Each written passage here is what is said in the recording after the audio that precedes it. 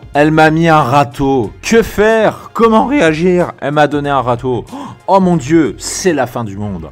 Bienvenue dans cette nouvelle vidéo, je suis Mike, ancien timide et ingénieur informaticien devenu expert en séduction.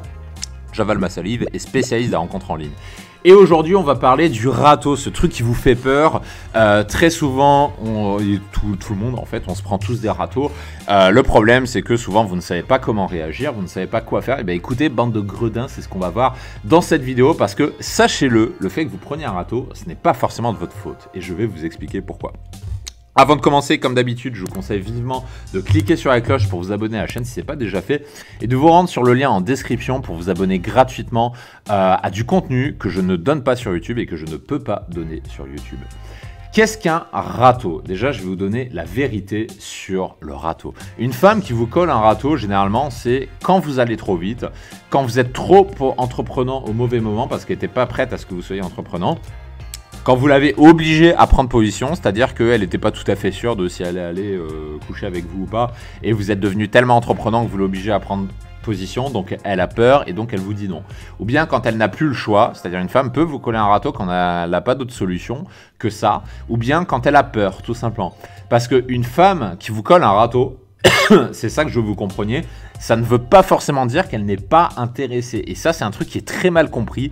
On pense souvent qu'un râteau, c'est une fin de non-recevoir. Non, pas forcément. Ça ne veut pas forcément dire qu'elle n'est pas intéressée. Parce que très souvent, ça y est, je vais mourir. Très souvent, le râteau, il vient d'une erreur de timing ou bien d'un mauvais dosage dans vos kinos. Souvent, c'est ça le râteau. C'est pour ça que c'est très mal compris. C'est pas que vous ne lui plaisez pas, c'est que vous avez un mauvais timing. Autrement dit, c'est-à-dire que si vous auriez fait les choses différemment, ça aurait peut-être marché. C'est ça qu'il faut comprendre. Et je vais vous donner dans cette vidéo 5 conseils pour mieux gérer le râteau et pour mieux l'éviter. Sachant que si vous souhaitez accéder à la méthode complète, je vous donne rendez-vous dans le lien en description dans lequel on va aller plus loin ensemble pour améliorer votre séduction et faire en sorte que vous preniez moins de râteaux et que vos tentatives de séduction se soldent en réussite, tout simplement. Le premier conseil que je vous donne, c'est de comprendre que la cause ne vient pas forcément de vous. Déjà, il se peut qu'elle vienne d'apprendre une mauvaise nouvelle. Il se peut, par exemple, si vous faites du street, que vous soyez juste le 51e mec à l'aborder et qu'elle en a marre. Il se peut, et ça m'est déjà arrivé, qu'elle a quitté son ex il y a 3 jours et qu'elle ait le moral dans les chaussettes. Et du coup, là, elle a plus envie. Il se peut aussi qu'elle vient juste de s'engueuler avec son patron ou avec un de ses ex. Donc du coup, elle est dans un mauvais mood et vous débarquez comme ça. Et comme elle n'est pas prête, elle vous met un râteau. Il se peut aussi qu'elle vienne de recevoir une mauvaise nouvelle, tout simplement. Ce que je veux vous dire, c'est que vous n'êtes pas le centre du monde. C'est pas parce qu'elle vous donne un râteau que c'est de votre faute. Ce n'est pas forcément le cas. Le deuxième conseil que je vous donne, c'est d'accepter le râteau. Vous êtes pris un râteau, ne discutez pas, acceptez-le. N'allez pas faire la connerie de la siffler dans la rue, n'allez pas l'insulter, n'allez pas lui faire un reproche, acceptez-le. Votre job, quand vous prenez un râteau, c'est d'analyser pourquoi vous êtes pris un râteau et de faire mieux pour la prochaine fois. Ce n'est que ça. Donc, c'est inutile de s'énerver sur la fille si elle vous colle un râteau. Si elle vous colle un râteau, c'est généralement qu'elle s'est sentie obligée de le faire. Et le râteau, c'est l'ultime mécanisme de défense d'une femme. C'est ça qu'il faut comprendre parce que, comme je le disais tout à l'heure, une femme qui vous donne un râteau, c'est quand vous ne lui avez pas laissé le choix. D'où mon troisième conseil qui est de ne pas aller trop vite. Parce que, posez-vous la question, est-ce que votre approche n'était pas un peu trop directe? Est-ce que vous n'êtes pas allé un peu trop vite? Est-ce que vous n'étiez pas, au moment où vous avez essayé de sexualiser, dans un environnement public et du coup elle n'avait pas envie et vous avez collé un râteau? Est-ce que vous n'êtes pas allé trop vite dans l'escalade sexuelle? Est-ce que vous ne l'avez pas mise au pied du mur? C'est-à-dire qu'elle n'était pas tout à fait sûre et vous la mettez au pied du mur, vous ne lui donnez pas le choix et la nana prend peur, elle panique un peu et elle vous colle un râteau. Posez-vous ces questions-là parce que vous allez vous rendre compte dans la majorité des cas que pour séduire une femme, il faut être progressif, il ne faut pas bourriner. Et très souvent, le râteau, il provient d'un bourrinage, c'est-à-dire que vous avez trop bourriné et du coup, elle se défend tout simplement.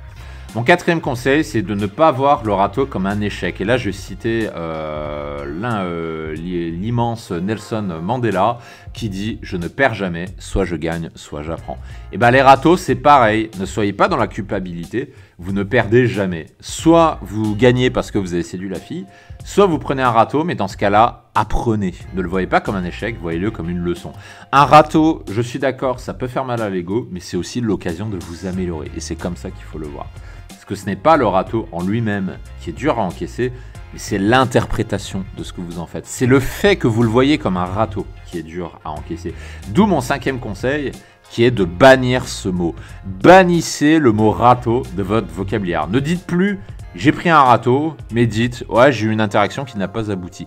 Bannissez ce mot parce que si vous changez votre vision du râteau, vous allez vous rendre compte que ça va changer l'effet que ça a sur vous. Et c'est ça la puissance du vocabulaire. Si vous changez votre vocabulaire, vous changez l'effet que ça a sur vous. Et si vous diminuez l'importance qu'a le râteau sur vous, et ben vous allez voir que vous allez beaucoup plus loin. Souvent, on a tendance à sous-estimer les mots, on a tendance à sous-estimer l'impact des mots, et je vous assure que si vous bannissez le mot râteau de votre vocabulaire, vous allez voir tout de suite la différence. Voilà pour le râteau, et si vous souhaitez mieux réussir vos rendez-vous, je vous donne rendez-vous sur le lien en description. Vous allez accéder à du contenu plus avancé que ce que je donne sur YouTube pour améliorer votre séduction, mieux réussir vos rencontres et coucher avec des femmes qui vous font envie. Je vous retrouve de l'autre côté et je vous dis à très bientôt. Ciao, ciao.